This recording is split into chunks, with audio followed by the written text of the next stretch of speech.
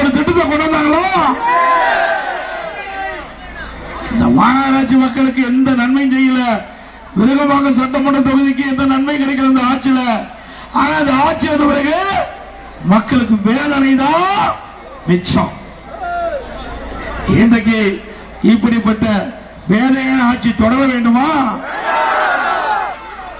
சிந்திச்சு பாருங்க. ஒரு ஆட்சினா அனைத்து தரப்பு மக்களுக்கும் தேவையானதை செய்யக்கூடிய ஆட்சிதான் சிறப்பான ஆட்சி.